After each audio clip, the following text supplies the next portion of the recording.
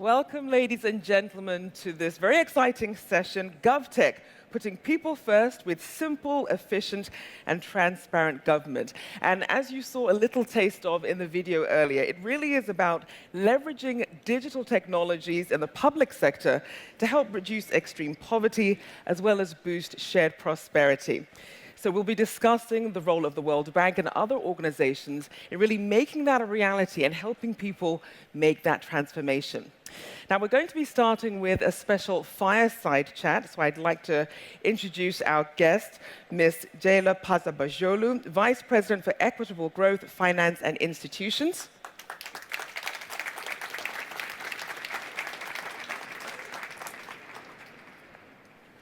And Mr. Daniel Korski, founder and CEO of Public.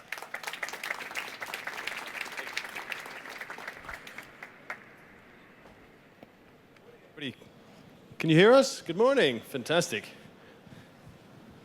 Gosh, this is so exciting. I have to say that I never really imagined when I started thinking about technology and public services that I'd be sitting at the World Bank talking about this issue. Why are we sitting at the World Bank talking about this issue? Well, I was going to ask you, why are you excited about GovTech? I think that's a great starting point. I've got to tell you why I'm so excited, both about the things that you heard in that video and about the things that are going on outside. But the way to explain the root of my excitement is to take it a little bit back and to say the thing that's happened over the last 10 years is a total transformation of every part of our economy and of our society. Digital means are now transforming absolutely everything. Transforming how we buy services, how we communicate with our friends. But the reality is that those technical means have not transformed the way public services are delivered. The reality is that most people, whether in developed or developing countries, go to work fully paid up digital participants in a global and interconnected society, and often have to turn off their phones and operate in a fundamentally undigitized way when they're in their government offices, whether that's them focusing on healthcare or agriculture. But what's happening now is that technology is now slowly changing also the way that public services are being transformed. And because of a number of technological trends, the adoption of cloud in a lot of public services, but also a number of societal trends, if you will, the growth of the entrepreneurial class, there is now a real movement and a moment where a lot of the innovation that we've seen in all these other sectors, insurance, financial technology, advertising, can finally begin to influence the way public service is delivered. And that is why, to come full circle, I'm very excited about this. Very good. And why are we interested in this? GovTech, government, yes, but the World Bank is not necessarily the technology institution, but we have been for many years working with governments, with countries to make government services much more efficient, much more transparent. And I think for us the key question now is how can we use technology and use it together with our expertise and knowledge, having worked with many governments, having, as my colleague Debbie says, boots on the ground in most remote corners of the world. How do we use our experience with working with governments and then work with them to make sure that what you just said can be actually used in the developing world? Because many countries are looking at the experiences of the UK, Estonia, and others, and the progress made there, and asking us whether they can also use GovTech and these new approaches in the way they deliver services, and whether this could increase transparency, whether this could help much more efficient delivery of services to the citizens. Because at the end of the day, when you walk through these doors, you will see some very inspiring words. Our dream is to end poverty. And we all know that the poor don't get the services they need. And us as an institution which cares about eradicating extreme poverty and increasing shared prosperity, it is our obligation to see how we can use the opportunities from technology without the hype, with also looking at the risks to see if it can really help the countries that we work in. So that's why we are all excited about this. It's really fascinating. I mean, when you and I were chatting about this earlier, one of the things I think we both agreed on was that however exciting technology is, it has to be allied to a transformation of processes. And that sounds boring, but what I mean is shit in, shit out, as we say in technology. If you're trying to digitize fundamentally corrupt and dysfunctional services, they're not going to improve. They will simply be a digitized version of fundamentally corrupt and underperforming services. So I guess my question, and part of my excitement, but my question is, how does my world, the world of building technology, products and services, work best with your world, which is very good at focusing on governance and accountability and so on? How do we find that meeting place between us? Well, I think for us it's learning. Learning from the different experiences, trying to see what is scalable, what can be tailored to different country circumstances, because each country is different, each country's fundamentals are different, the capacity is different. So one is learning what is out there, what is applicable. And the second is for us also to use what we have learned. As you said, you need the foundations. You need a well-working capacity and well-working government to be able to make use of the technological changes. And I think where we come together is what is the role for the government? What is the role for institutions like us? What is the role for the private sector? How do we bring in this public-private partnership with avoiding some of the problems that go with it? Because there are many service providers, and it's not clear what are the priorities that countries with their given resources should be focusing on. So I think for us, that's going to be the real challenge. I think that's a hugely exciting issue because there is this balance between a government trying to build everything itself from scratch without reference to whatever anybody else has done, and a government trying to say, look, this isn't going to work, let's just buy whatever is being offered to us by the vendors. And there's a sort of really very delicate question about what it is that a government ought to be building itself versus buying. And I just wonder whether, sitting in a place like the World Bank, the question is whether we can go beyond saying, oh, each country is different. Yes, they are, but digital identity solutions are not really that different. Some work, some don't. The Indian one, works, and the British one doesn't. It's a good example of a difference. But at the same time, the variations in what a digital identity platform is, are not great. Is this not something that one could look to the World Bank to help facilitate? Somehow ensuring that when great things are happening in places, that people don't just learn from them, but can actually use the code, can build on these platforms, so that they can focus their own resources on things that are genuinely unique in their countries, as opposed to what is pretty generic. I mean, of course, the biggest advantage of the World Bank and what we do in our bread and butter work is to think about what are the public goods. What is the necessary infrastructure or the preconditions, if you like, that the government has to put in place? So take the case of many of the countries that we work in. Take the case of Africa.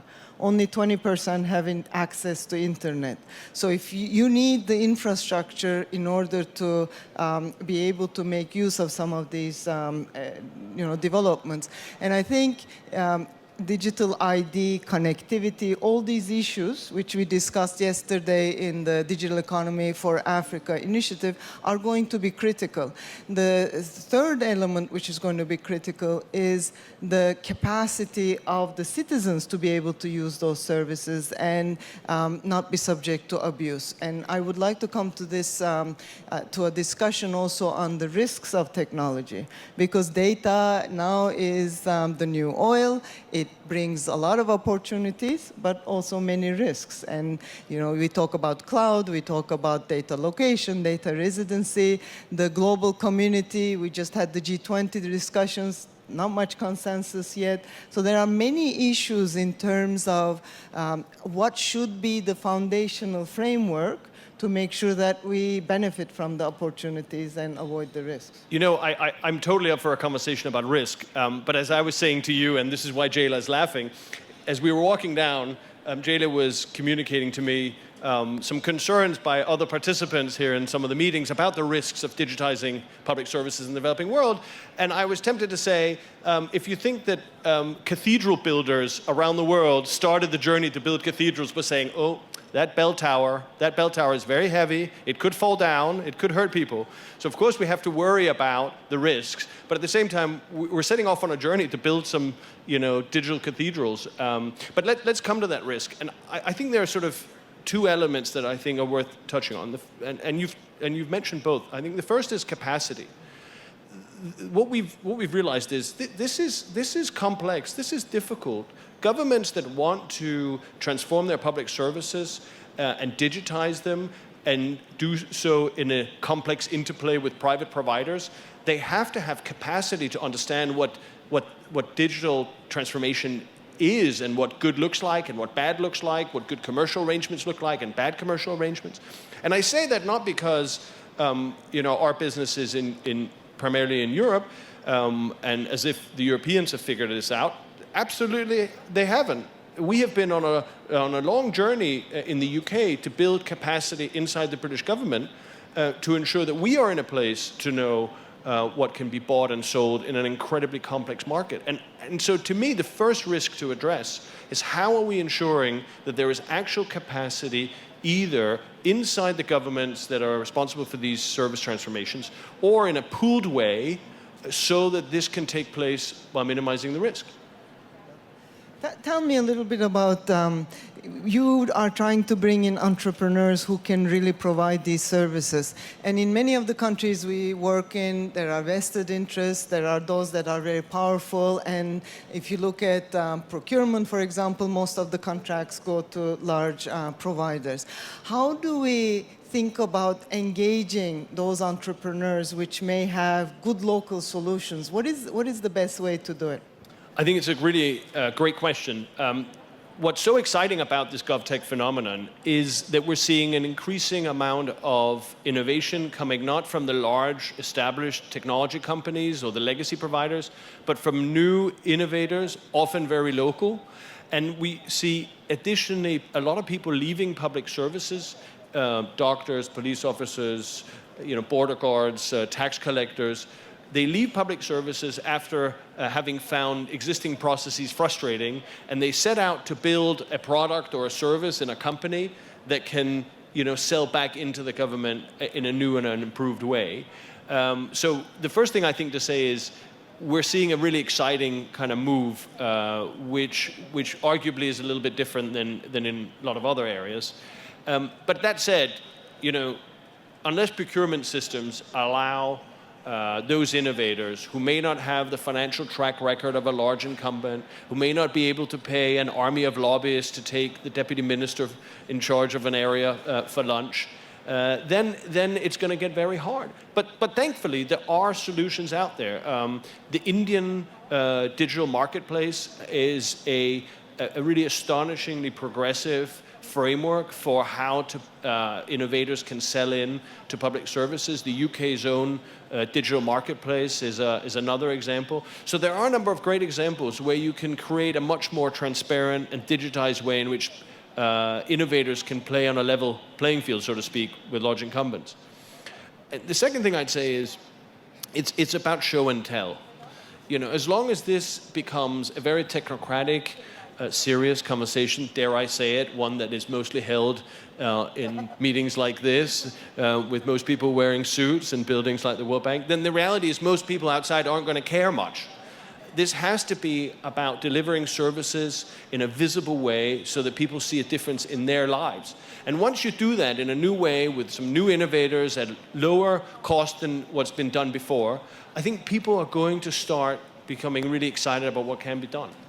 Well, the bank is an exciting place. We had on Women's Day here, we all came with our suits, and then we took them out. We had T-shirts, so we have T-shirts. It's just that I'm not going to.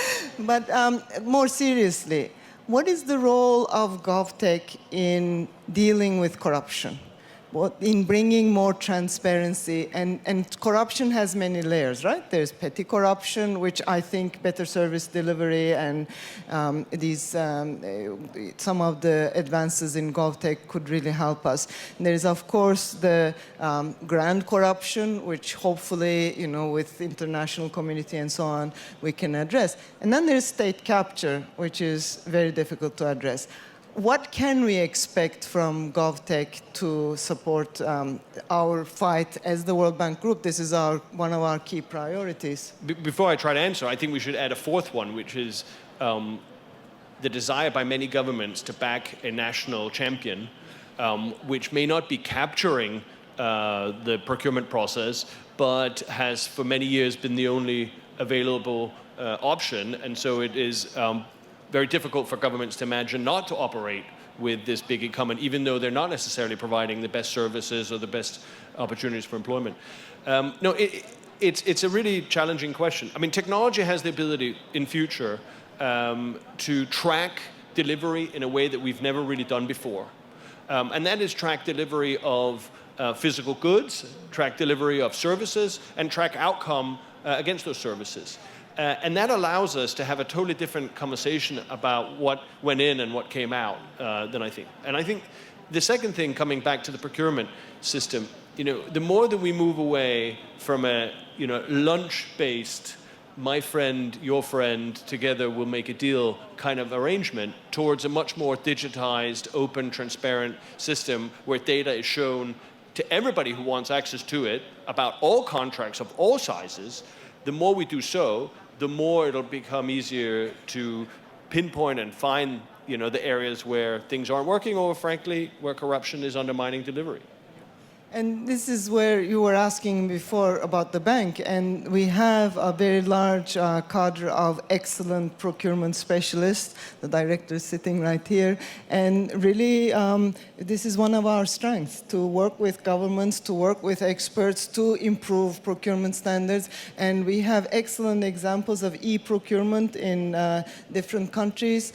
And also what you asked before about who gets access to services, and in some of our operations, we even have SMEs conditions so that SMEs can be part of the procurement process, which is really critical for those that are excluded to be able to participate. But I would argue that you need to go further. Okay. It's not just, are we making some provisions for SMEs to be part of procurement? No. Are we saying at all contracts, however large, that there needs to be a role for innovators? And even if it is a $100 billion contract, the reality is a lot of components can be delivered by smaller and innovative companies, and a lot of the big providers are more than keen to accommodate this. They just need to be nudged and pushed. And I think there's a real role in saying, not just I know I'm being a bit tough, but not just saying some of our contracts are open for SMEs. Every contract should have an SME component to it.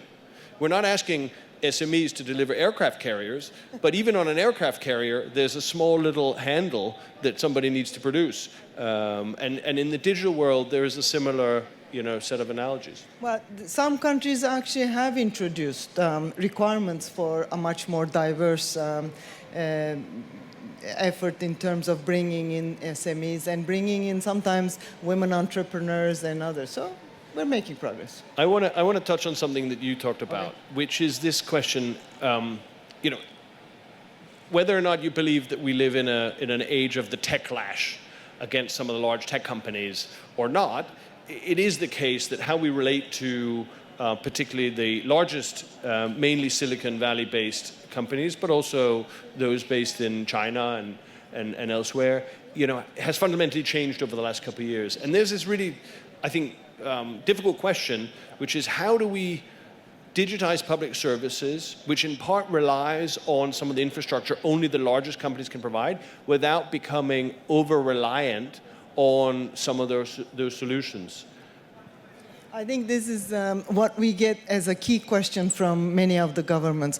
If the big tech company comes in, no level playing field for the smaller corporates that are, or some of the larger corporates even, who are domestically producing or providing these services. And I think here, some of these approaches of bringing entrepreneurs, the approaches in terms of incubators, and I'm not talking about industrial policy, but as much as possible to make use of some of the cloud and other platforms, but giving a chance to the local entrepreneurs, I think will be really critical to ensure that we have the skill development and the entrepreneurship development locally. But this is very difficult, and I don't know what exactly the answer is. We have been grappling with this issue.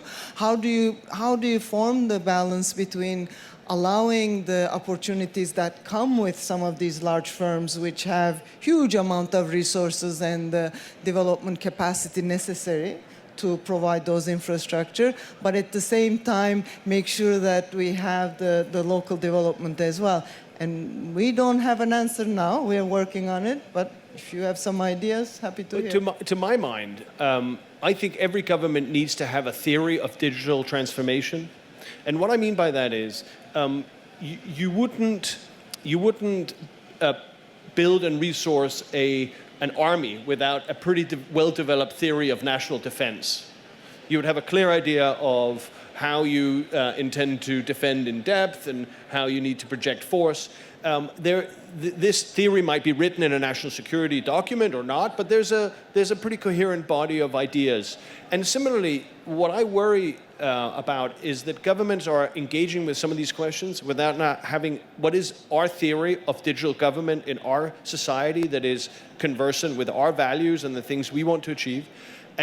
And so you might ask yourself, well, what does it mean? You have a theory, right? You write it down. Well, first of all, I think it's hugely important to go through that process and deciding. And it's less about producing reams of documentation. This can be, 3 pages. But what that needs to answer is, what is it that we consider core in our country? What is the data layer that we want not to outsource, but we want to build ourselves? Or if we outsource the building, we want to own and control it, and so on. And then on top of that, okay, well, we don't mind building it on AWS cloud because we think AWS provides the best cloud services, but in which case, here are all the things that we will want to control ourselves versus others.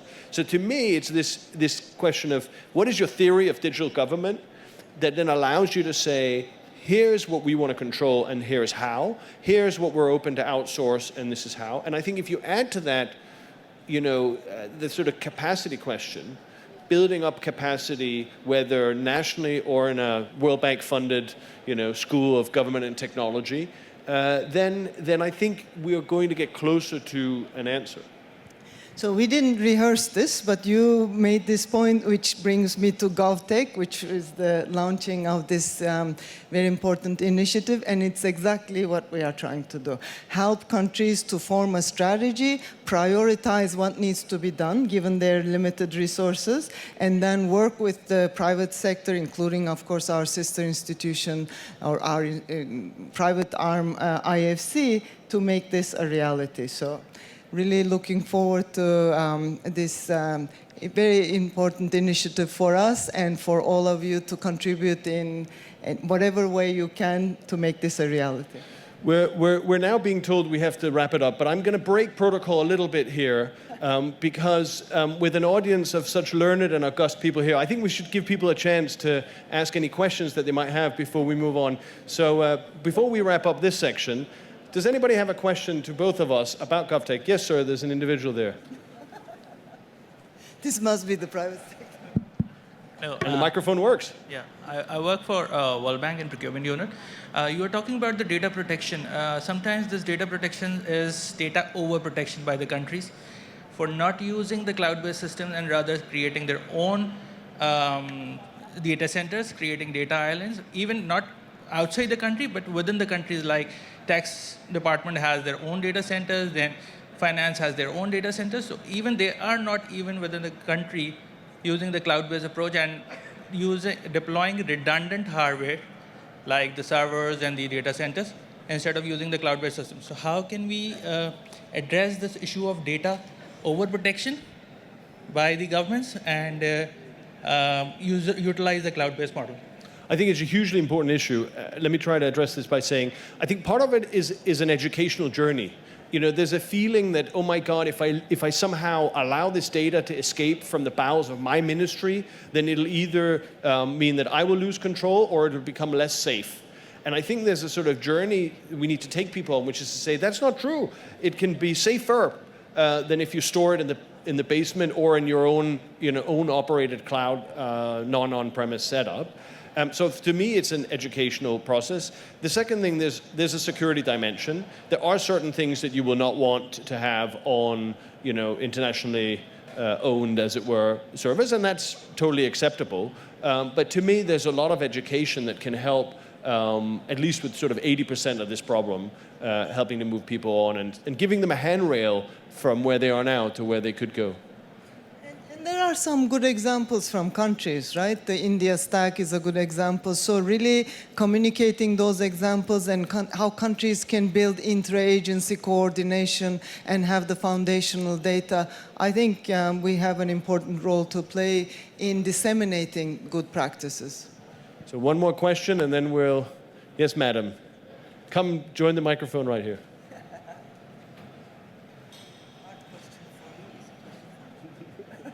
Hi, thank you for your radicalism in asking questions.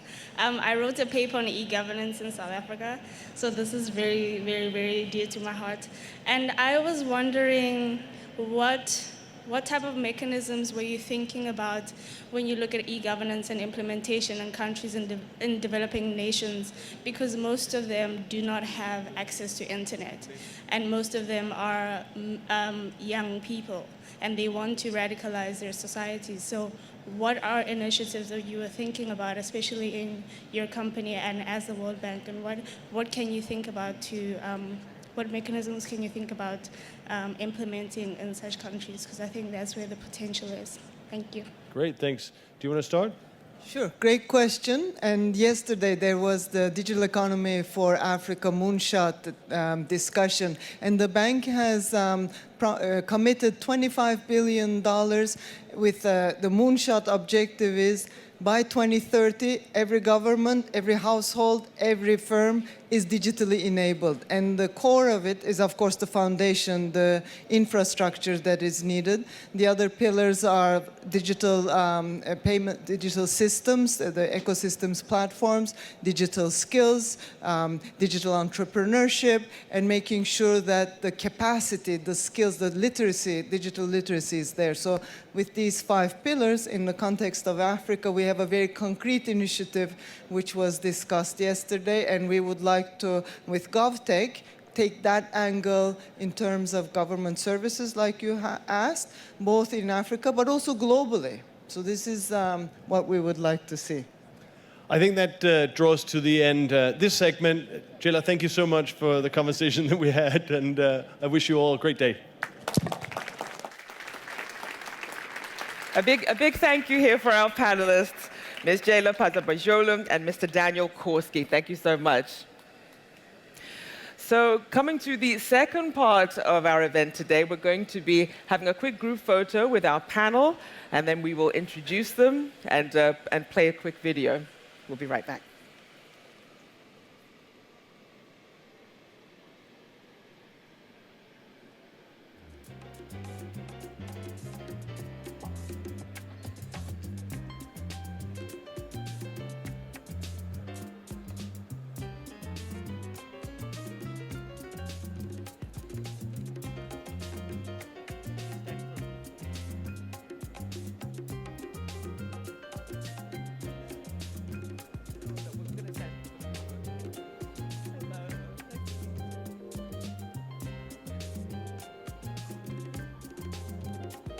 Ton souffle dans mon cou comme un soupir, je sais sauter, baisser, c'est vous, amour sous des lèvres divines.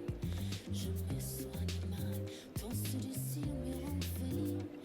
Ah oui, c'est magique, je m'enflamme sous tes mains.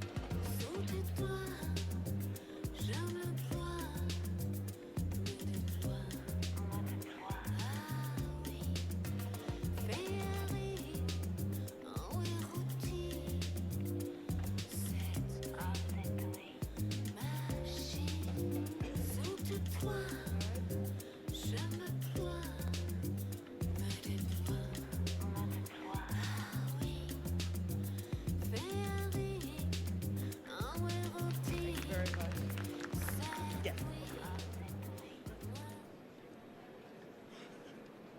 Effective governments are at the heart of reducing poverty and boosting shared prosperity.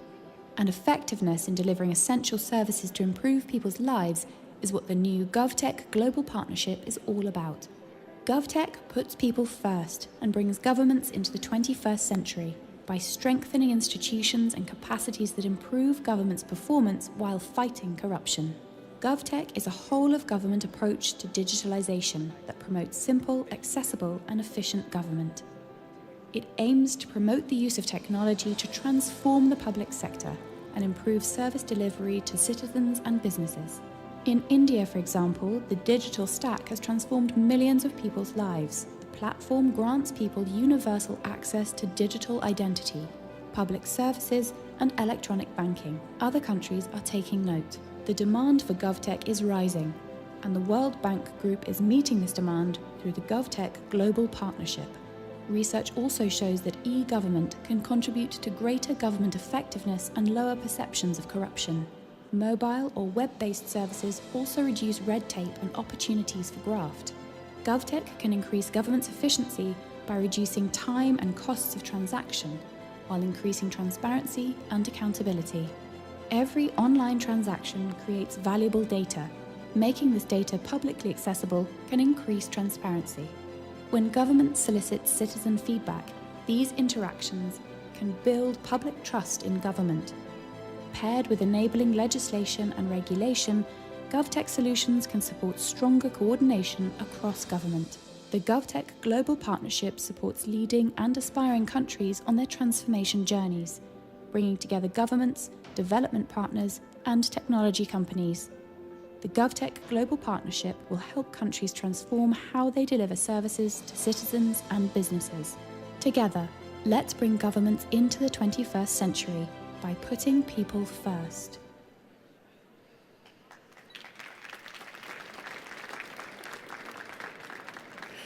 Well, thank you again for joining us, those of you here and those of you joining us online. We're streaming via World Bank Live, also with interpretation in French and Spanish, as well as sign language. My name is Rochelle Akufo.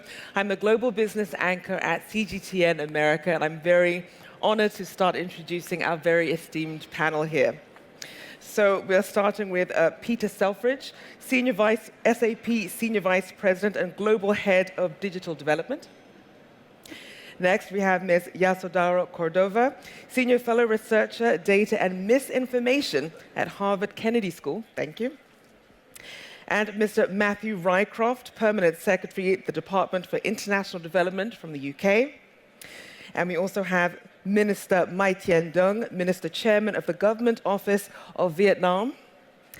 And Mr. Harold Weiglen, Director General for Economic Policy, Financial Markets and Customs in Austria. So a big thank you to our panel.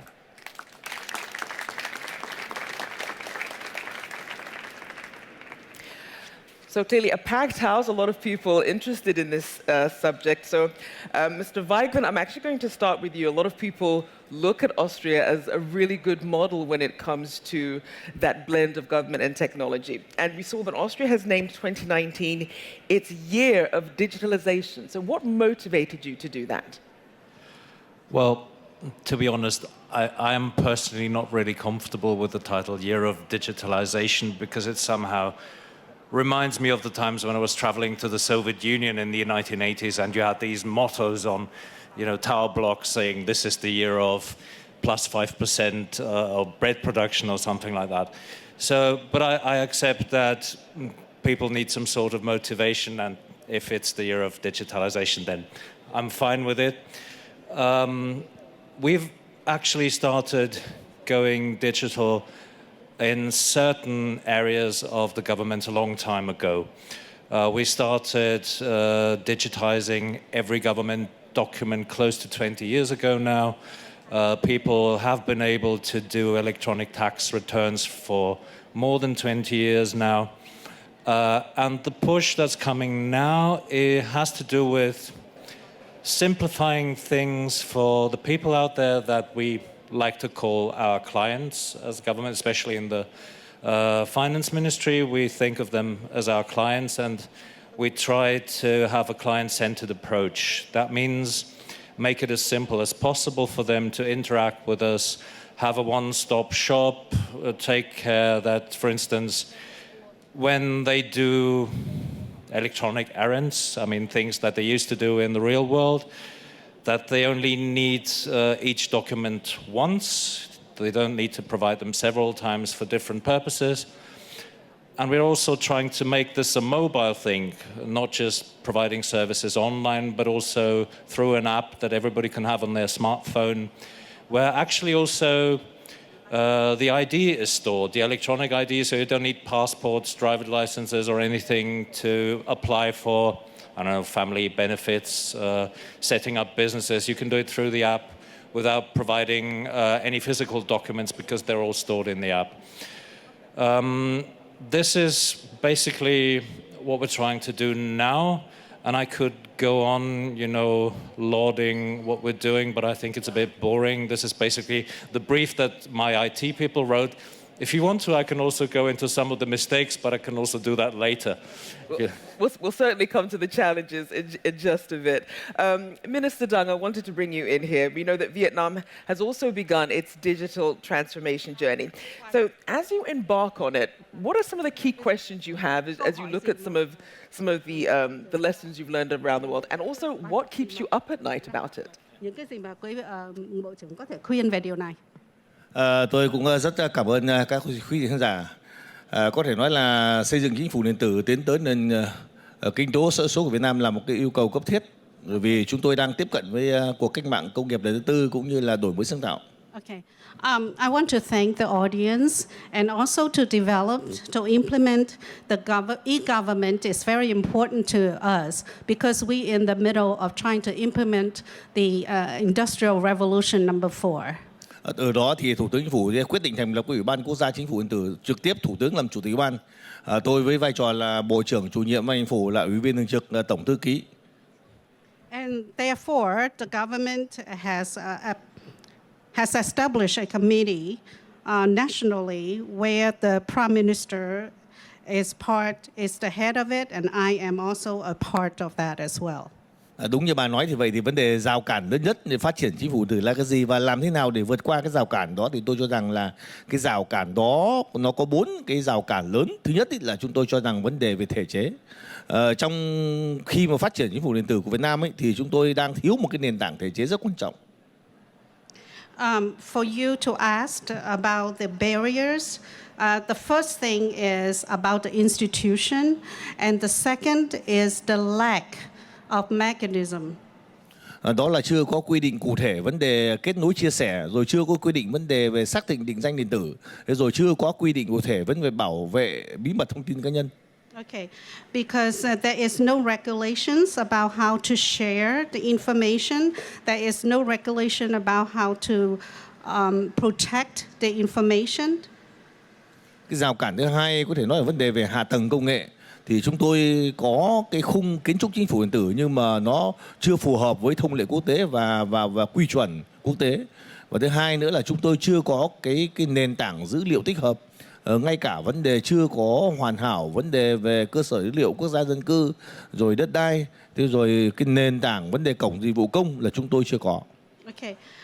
The second barrier is that we haven't had a foundation for data, and also we don't have any data information on the local and the specific information about them.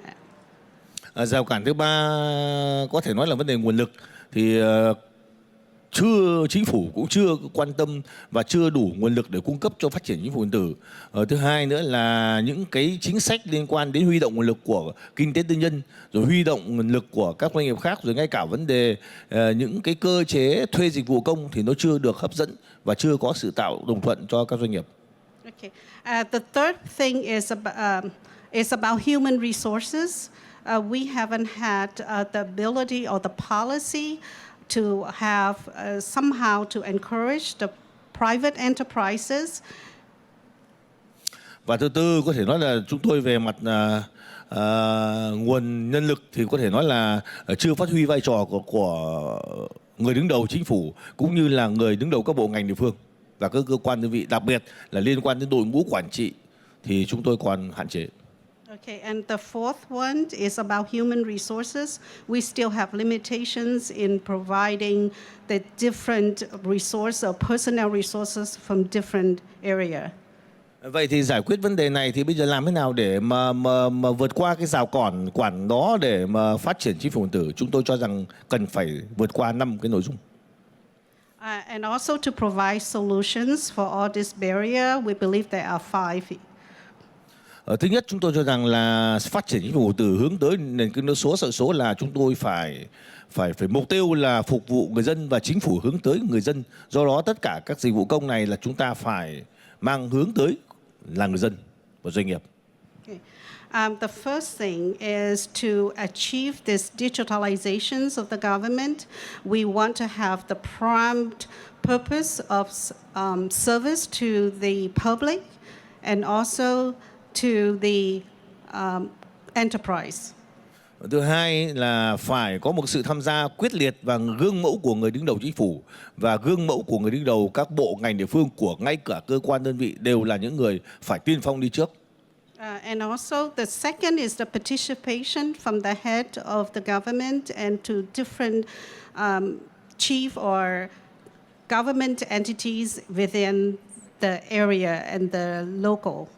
Thứ ba, chúng tôi cho rằng là cần phải có một cái chiến lược thay đổi, nhất là thay đổi trong vấn đề là thói quen làm việc trên giấy tờ, thói quen gặp trực tiếp người dân doanh nghiệp thì thay đổi đó bằng các hồ sơ và xử lý trên nền điện tử. Okay.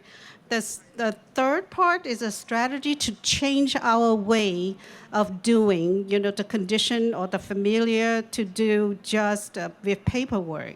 And we have to change up the mentality. Và thứ tư là cần phải thay đổi cái thói quen, phải có một cái KPI để đánh giá cái việc mà thực hiện của các cơ quan công quyền, những cơ quan nước. Mà đặc biệt là lần này thì chúng tôi đang nhờ và sự giúp đỡ của ngân hàng thế giới rất nhiều vấn đề xây dựng chính phủ ở Việt Nam. The fourth one is we need to find a strategy how to evaluate the performances of different parts, and also this is this is the area where we will need the support from the World Bank. Vấn đề thứ năm là phải làm sao đó để truyền thông để mọi người hiểu rằng ngay qua cả vấn đề liên quan đến công chức, nhà nước rồi các doanh nghiệp người dân để hiểu rằng cái lợi ích của dịch vụ công trực tuyến rồi ngay cả vấn đề lợi ích của cải cách hành chính liên quan đến hồ sơ trên giấy là giảm tiện cho người dân và giảm tiện chi phí và tạo sự công khai và chống tham nhũng vặt. Okay. And also number 5 is how to communicate the benefit of using the e-government and to have the ability to provide transparency and for the people. I would also now like to bring in Peter Selfridge here. Obviously, a lot of different opportunities with cloud computing, open data, modular approaches to GovTech platforms. Talk about some of the opportunities that this has opened up for the private sector, especially some of these small and medium-sized enterprises. Sure. Is this working? There we go.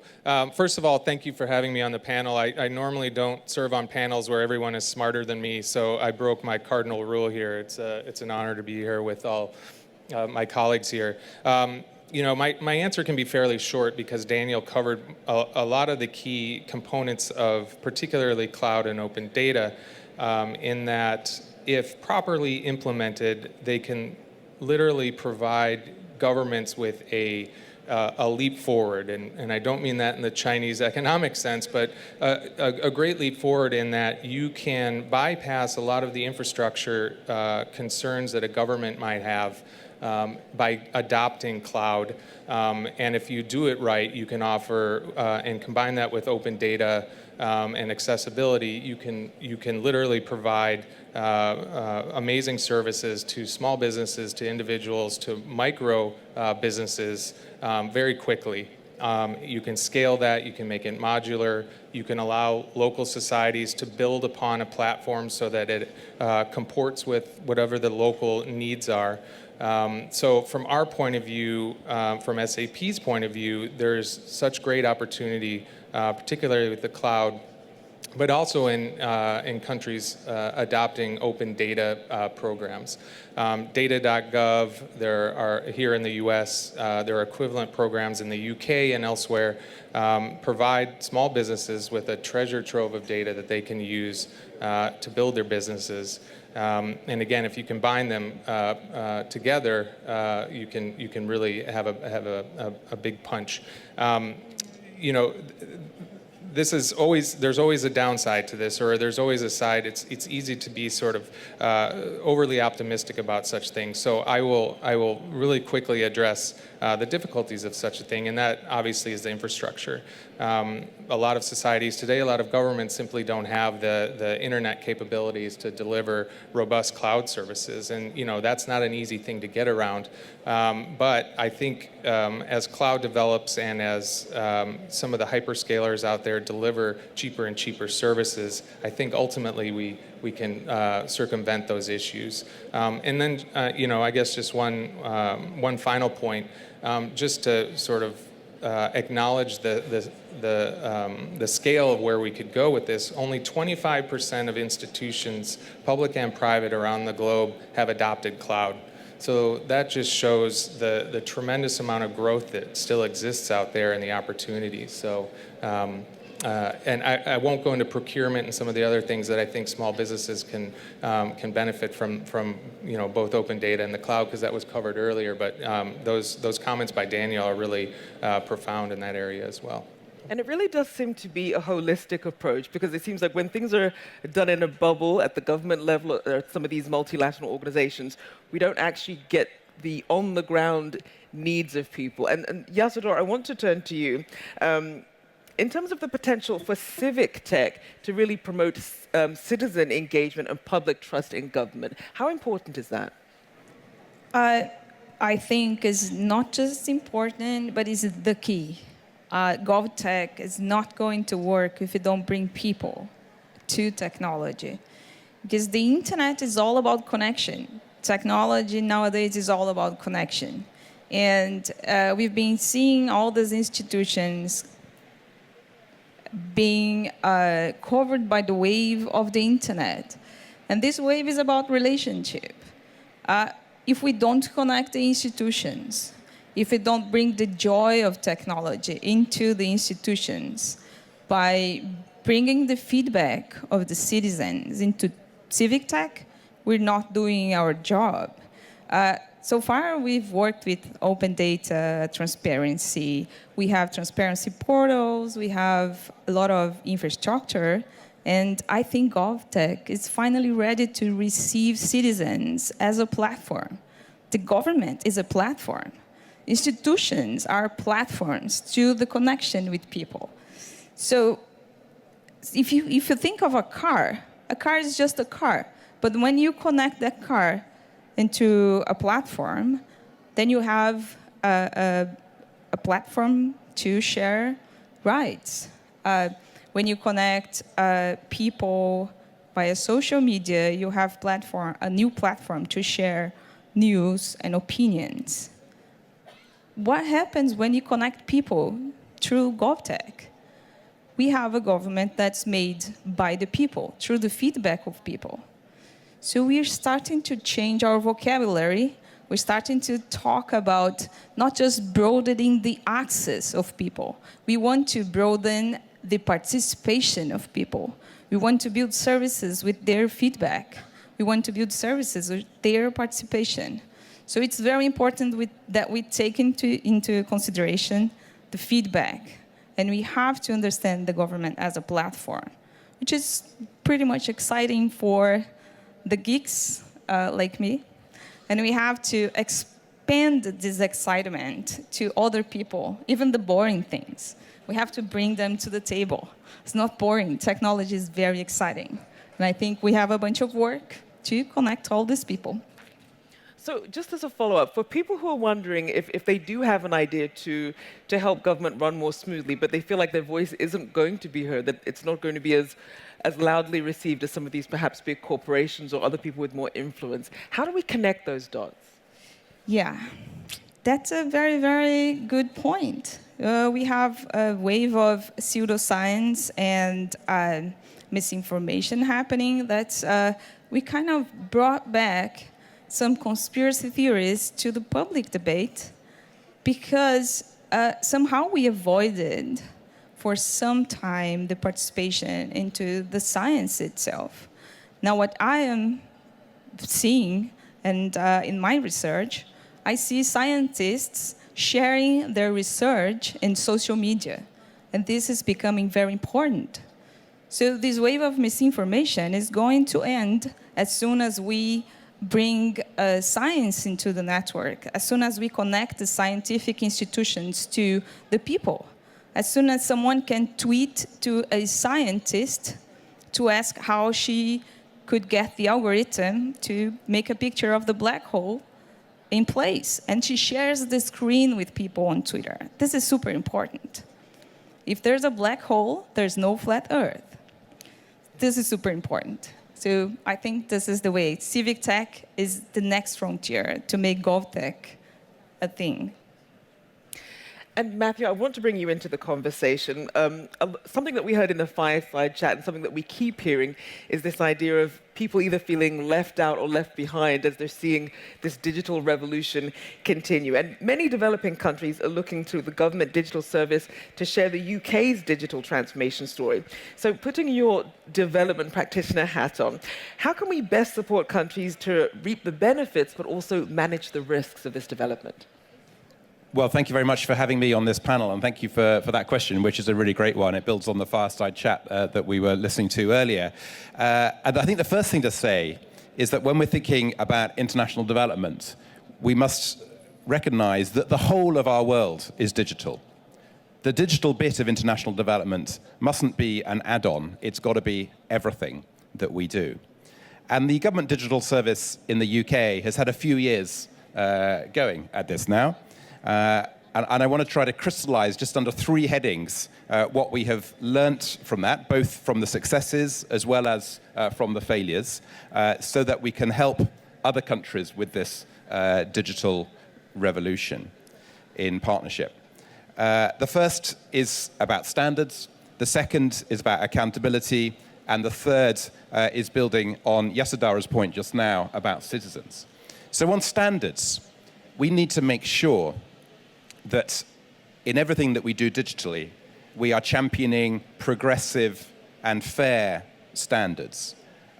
We need to be pioneering fair, open, and ethical principles of digital government. That is absolutely crucial foundation, and I would encourage everyone in every country around the world to sign up to them. Secondly, accountability. You know, we are talking here about a dialogue within and between citizens and government.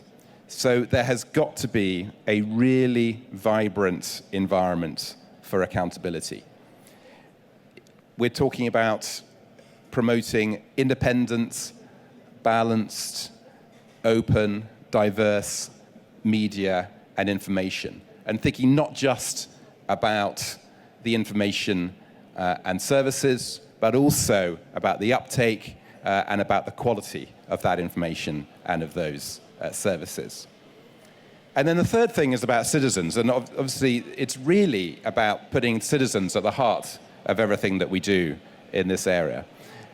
We do need to make sure, as you said in the question, that we leave no one behind. There is a great risk in this next wave of development that we reinforce some existing divides and that we create some new ones. So we need to be doing all of this, thinking fundamentally about how we genuinely leave no one behind, how we use tech and digital to reach the people who are otherwise least likely to be reached or most likely to be left behind, which in most countries is women and girls, it's the disabled, it's other people who are disadvantaged. And we must use this digital revolution to help them catch up. But also it's about recognizing the importance of the local context, making sure that we are designing, helping others design platforms that work for all of them, not something that we are imposing on them. Ultimately, GovTech isn't an end in itself, it's a tool. And if we can get all of these things right, the standards, the accountability, and this citizen-centered approach, I really believe that it'll be a huge step forward to delivering the global goals. And certainly if we fail to do that, there is no way that the global goals can be achievable by 2030. And Mr. Wagner, I know that you had started to touch on some of the challenges, and obviously, being that your country is much further ahead in terms of GovTech, enlighten us a bit on some of the challenges and how you've navigated them. Okay, it's working now. Actually, to be honest, the challenges we face, these are things where we haven't found entirely workable or proper solutions yet. So maybe it's helpful for people out there that these are issues that you will confront at a certain point, and you have to find a solution for them, even though sometimes there may not be a good solution. One problem that I encountered firsthand was when we introduced the automatic application for child support. So in Austria, we have a system where children are entitled to some sort of support. Usually the mother applies for it and gets the money transfer. And this entire process was automatized. It was very popular with Austrian people because they now, as soon as a child is born, the hospital informs the government authorities, and from there on, the process runs pretty much automatically. That is, it runs automatically if you're pretty much a run-of-the-mill sort of family, meaning the mother is Austrian, the father is Austrian, and the child is Austrian. Now, my wife is Namibian. My daughter is an Austrian citizen, but she's half a Wambo. And as soon as we hit the system, nothing worked. We had to go back to the paper-based system, but the paper-based system didn't have any resources anymore because it's all automatic now. And it took me full 8 months to get the benefit. My daughter, so I was hoping to get them before the first birthday. And you have to imagine I'm a director general at the Ministry of Finance. If I imagine how that comes across to ordinary people in the street, I dare say this is a sort of reputational risk for what we're doing, and it's a reputational risk that you want to avoid. Secondly, actually, I recognized ourselves in many of the things that were mentioned in the fireside chat. The second issue was scaling up and actually having harmonized standards. When we introduced our electronic documents, we tried to introduce them throughout the federal government. But mind you, there's always the usual suspects that insist that they're different. Usually it's the Ministry of Defense and Ministry of the Interior. And they want to have a completely different system that doesn't communicate with the other systems. And this is also what happened in Austria, and 20 years on, we're still struggling with it. I am also unlucky enough to be Director General for Customs. Customs is a European Union responsibility. We're only administering it for the Union. There is a uniform customs code that should apply to the entire European Union. So you would wonder why we have national IT systems for administering customs. It's an odd thing. And actually, we tried several times to go for a European system. It never worked because there are countries that have very important ports, which are also significant factors for their economies. They have 30-year-old systems in place sometimes, but the transport companies are used to them, so they're very reluctant to change their systems. And they also need very different things from a landlocked country like Austria. So we keep on with 27 different IT systems for customs, even though we have a uniform customs code in the European Union.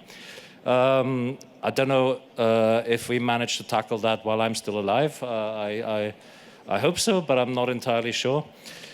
And the third issue with going back to the electronic storing of documents at the government level has to do with data protection. Now, in the European Union, we're subject to the data protection regulation, which I dare say is a very good system of handling data. But when you store everything you have in an electronic format, you face some challenges, for instance, when you deal with Parliament. When we noticed that once you have an investigative committee that deals with a certain issue, and they demand documents from us, usually what they require, they have a very broad mandate because they want to be able to investigate everything. That's not a problem if all your files are on paper, because you can easily limit what you deliver to them. But once you go electronic, it's like opening a tap and somebody pours an ocean onto you, and I mean, we're a small administration. We cannot possibly check if everything we deliver to Parliament within the usual deadline is 6 weeks, whether everything is actually okay in terms of data protection. We just can't do it. We have to be honest. And yeah, these are some of the challenges that I thought of before.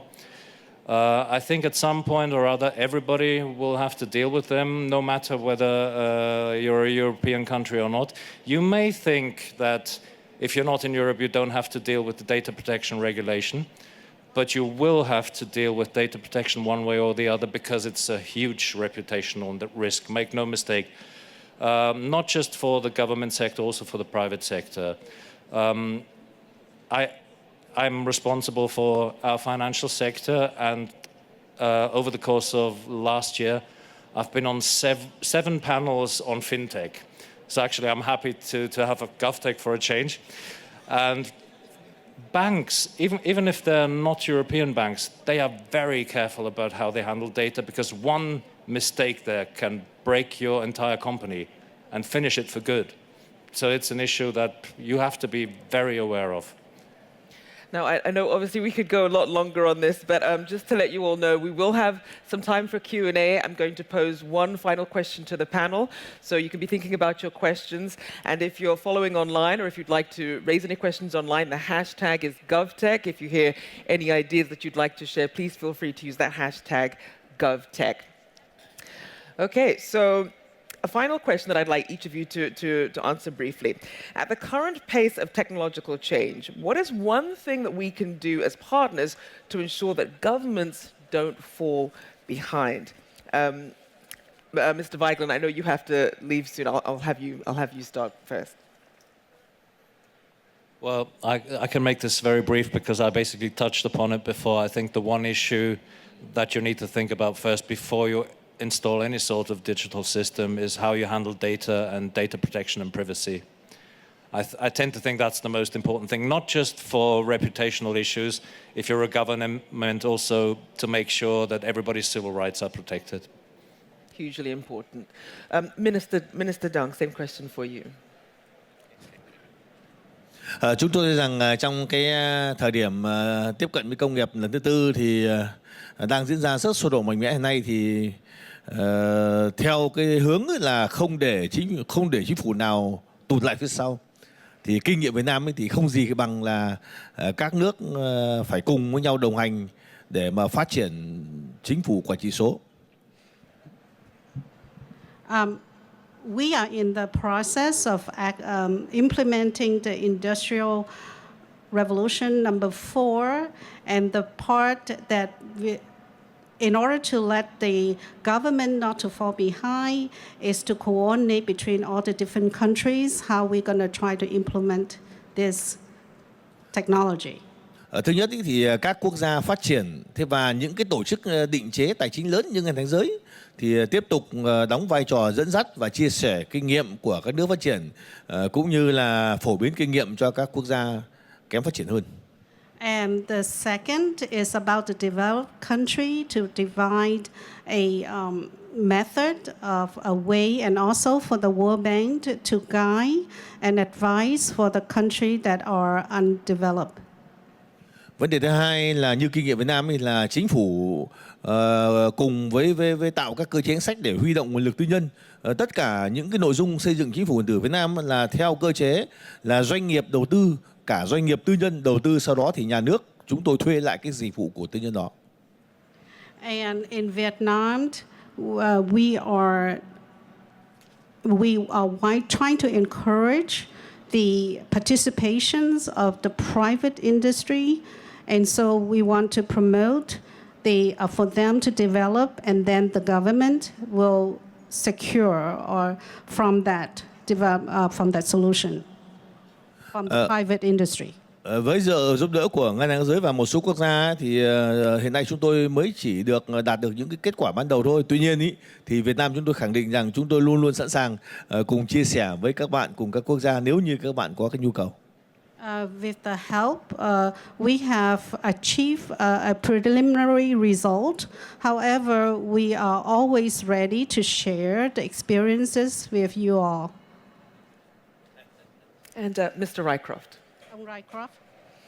To be honest, I'm less worried about governments falling behind than I am about citizens falling behind within an individual country. I think that there is a real risk of increasing inequality if we get this wrong.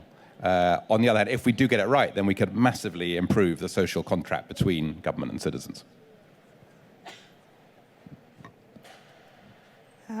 I think I'm going to follow his point. And if I could give a suggestion, I would just say give people that work for the government 3 hours a day to learn how to code. Give 15-year-old kids computers and not cell phones, computers connected to the internet, and just teach these people. We really need to do this. It's like an emergency. And Peter. I can be brief because I think everything important has been said, but I think international standards are very important here, particularly around data. If data is driving all of our economies now, restricting the flow of that data is something we should examine and have a very open dialogue between public and private sectors. There's obviously a need for security, there's a need for privacy, but that doesn't mean that shuts down cross-border data flows. That doesn't mean that it should restrict the sharing of information.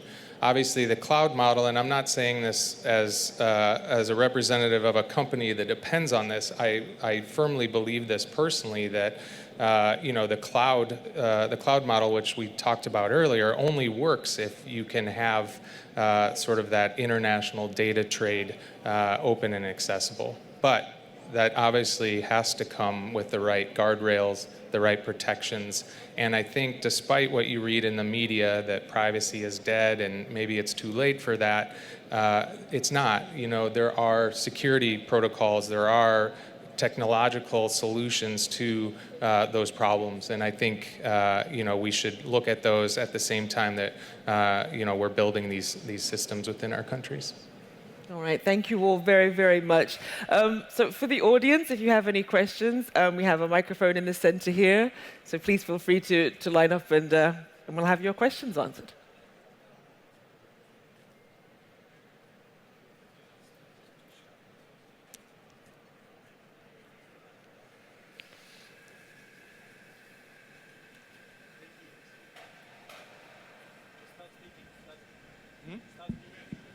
Just that, oh yeah, there we go. Thank you. Well, thank you very much for a very interesting presentation. Concerning the risks, I would like just to add one more risk, and that is if the electricity would totally fail. What is your backup systems to keep the economy going if there should be a total failure of electricity? Thank you. Sorry, is that directed to anyone in particular, or would you like any on the panel to answer? Maybe the gentleman from Austria, because he is obviously talking about the risks of digitizing everything.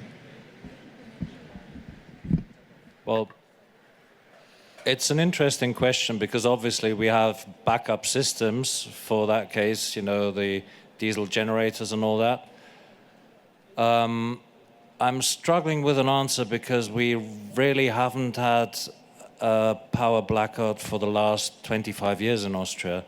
Our grid seems to be very good, maybe too good to test for emergencies. Maybe we should try and, I'll have to go into it because power blackouts are so rare in Austria. I don't really have a very good answer now.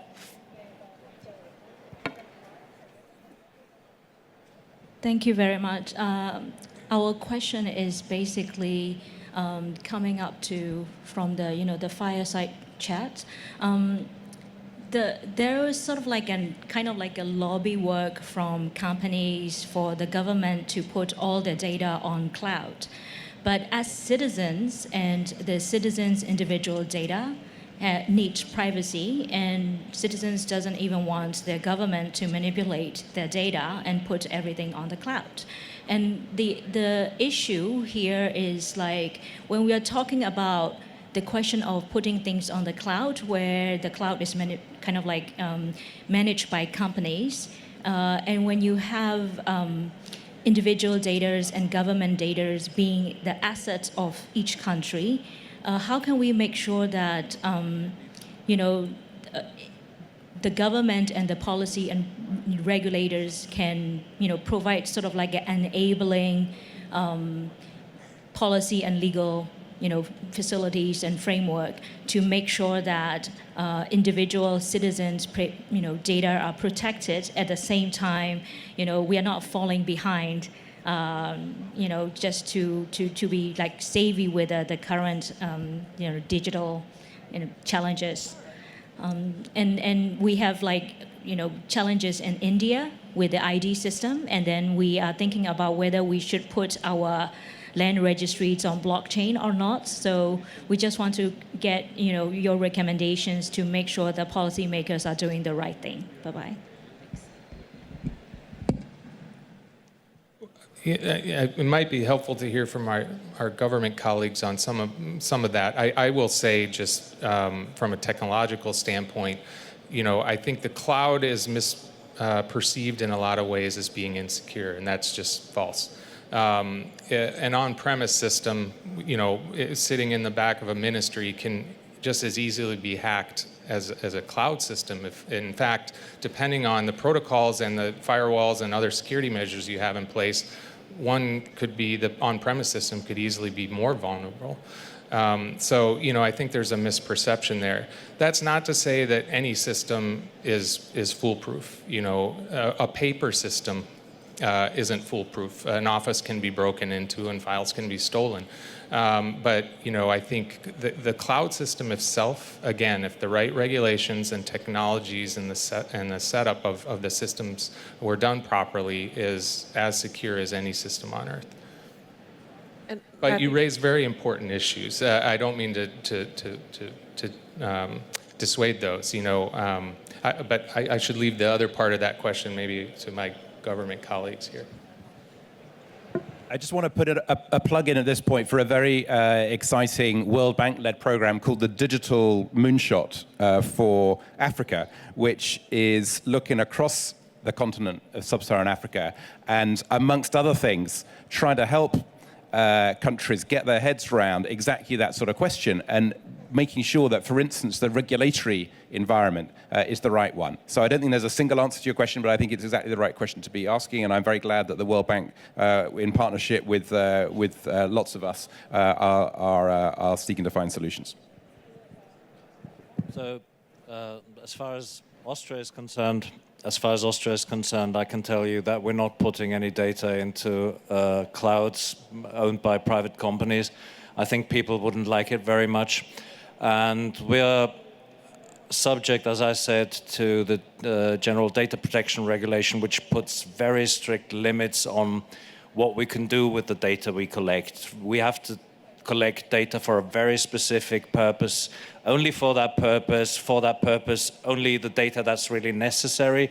If we want to do something else with it, we have to ask for people's consent, and people always can ask us what data we actually store, and we have to tell them and actually show them the data we have on them, and they can request its deletion. So if you have a very trustworthy private company that you want, you trust them enough to deal with all that, even with the deletion, well, maybe you can do that, but it might still be an issue that's publicly sensitive. In Austria, we didn't take that step, and I don't think we will. I mean, people would just not go for it. So I'm going to have us just combine our last two questions so we can make sure we have enough time for them to answer. Thank you, Pan. I'm Sean. I volunteer with Citizens Climate Lobby. My question is very simple. If anyone on the panel could elaborate on this, do you see any synergies between digitization and climate change? Like the first question was, if there's a power blackout in a developing country, all of the infrastructure that you would have built on, it would be demolished. Like people won't have access to it. So from your experience, have you been seeing any synergies that could, help both digitization and the problem of climate change? Thank you very much. I don't know if this was covered earlier, but even so, it doesn't hurt to ask it again. I'm from a, quote, developed country, which has many challenges. That's the United States. And I want you to speak to the inequities. In the United States, you have to pay to be connected to the internet. And for some people, that is just not something they can do. So how do you consider addressing the economic challenges that people with low incomes already face? We have public libraries here where people can access the internet at certain hours, but the libraries are not open 24 hours a day. So there are already people left behind in the, quote, developed world.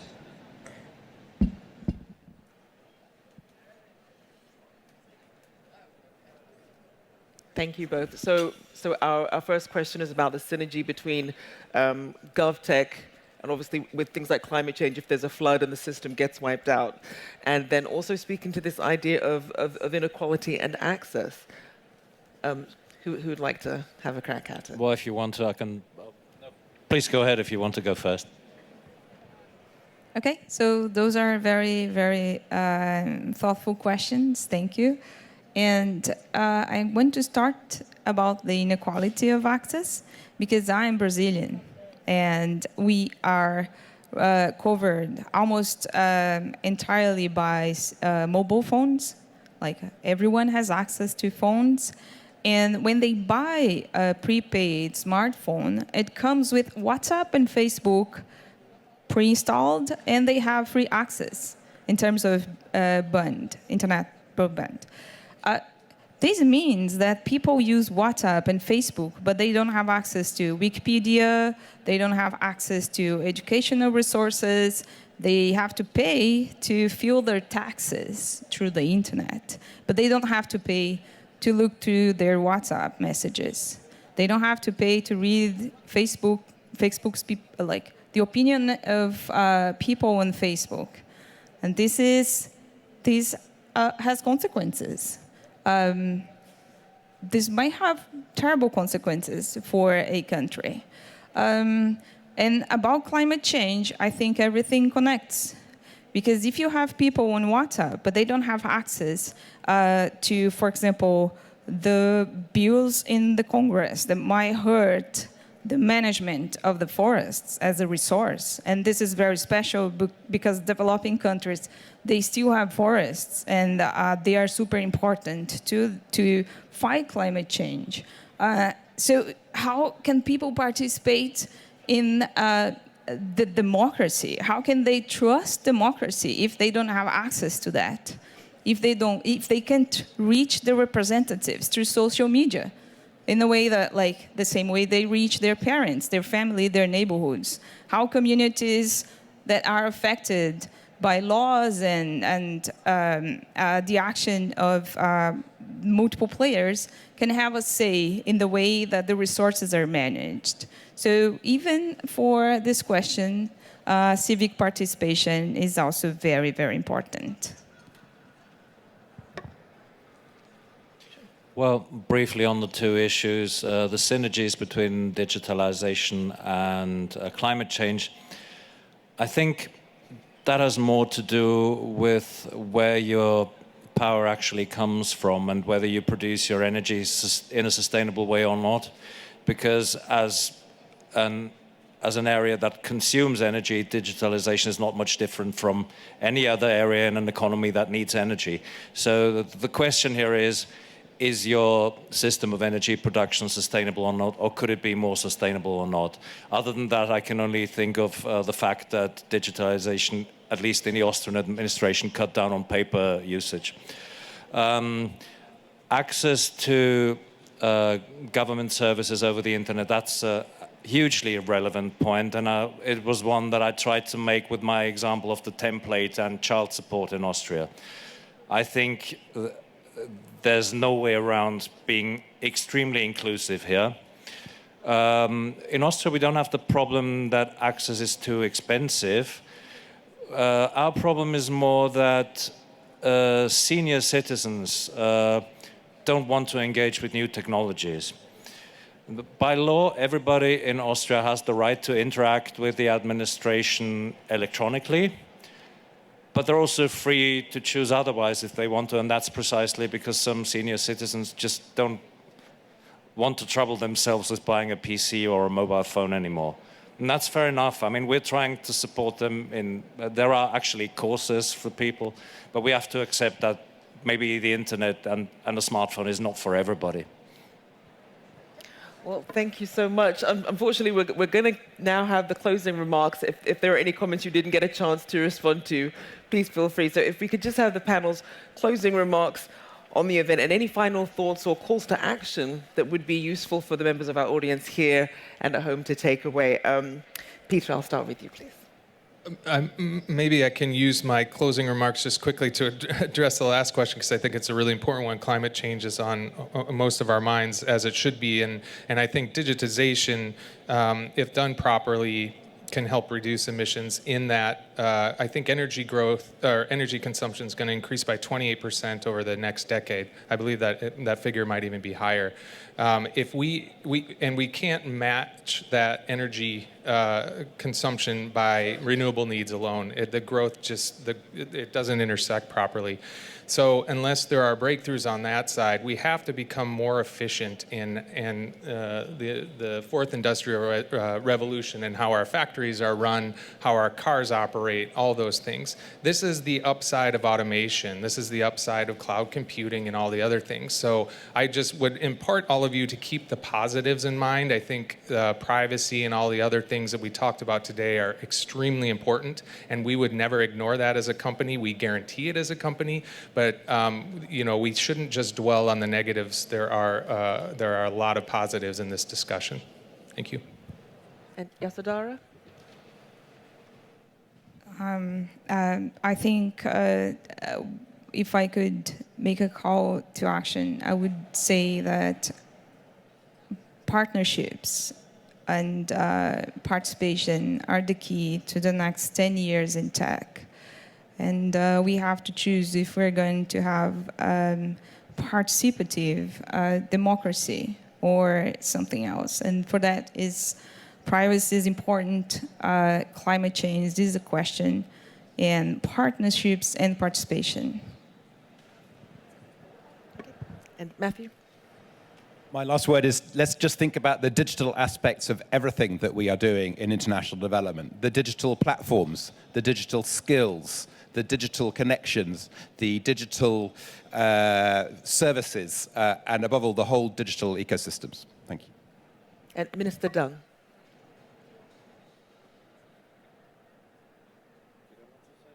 For your final thoughts, please. Tôi cho là với Việt Nam tôi thì luôn luôn chịu tác động cái biến đổi tiêu cực của khí hậu. I believe in Vietnam we always have to face the negative effect of climate change. Đúng như ông nói là không để người dân ai lại phía sau. Đây là vấn đề mà có thể nói rất quan trọng. Okay, as you said, we don't want to leave any citizen behind, and that is the point. It is very important. Như vậy khi mà người dân đang ở mọi miền của một đất nước, mà những cái vùng sâu, vùng xa, vùng khó khăn, vùng dân tộc thiểu số, thì đây là vấn đề mà luôn luôn được chính phủ phải quan tâm và xử lý, đặc biệt là liên quan đến xóa đói giảm nghèo, đặc biệt là cung cấp các dịch vụ công tới người dân ở những vùng sâu, vùng xa ấy. Especially for those people in the remote country, in the highland, in the minority, we have to provide services for them. And also to reduce the poverty level. Thank you so much. And Mr. Weigland, your final thoughts to take away. Well, I spoke a lot about Austria and our problems, but I can't help thinking in many ways the problems we have are luxury problems to have. Other countries probably worry much more about, especially in Africa or other regions of the world, worry more about how they can make their governments more accountable. And here, I happen to think that GovTech can help a lot. We've seen examples of that in the Western Balkans, where we engage a lot as Austria. So my call for action is here, make GovTech a tool to make governments more accountable in regions where they probably aren't as accountable as they should be. Well, a lot of food for thought. I'd like to say a big thank you to everyone who participated today, to our panel, Peter Selfridge, Yasodhara Cordova, Matthew Rycroft, Minister Mai Tian-dong, Harold Weigland, and of course to our fireside chat participants, Ms. Jayla Pazabrajolu and Mr. Daniel Korski. And of course, thank you to you all for watching and for joining us today. Thank you.